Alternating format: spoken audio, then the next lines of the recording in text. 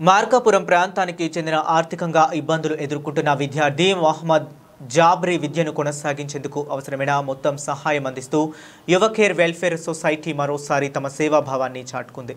సంస్థ ఆధ్వర్యంలో ఈ విద్యార్థికి 17,000 రూపాయల విద్యా సహాయం విజయవంతంగా అందజేయనుంది.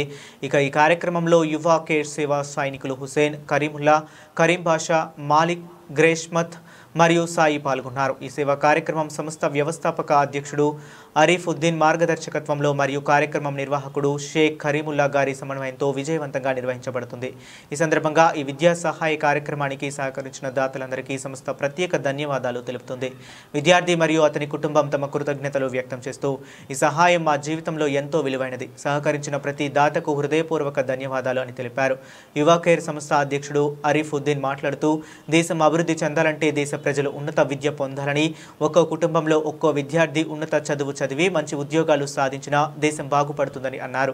ఇప్పటికే అనేక విద్యార్థులు చదువుకు ఎన్నో రకాలుగా తమ వంతు సహాయం చేశామని, అందరి సహకారం ఉంటే ఇంకా ఎన్నో కార్యక్రమాలు చేస్తామని ఆరిఫుద్దీన్ అన్నారు.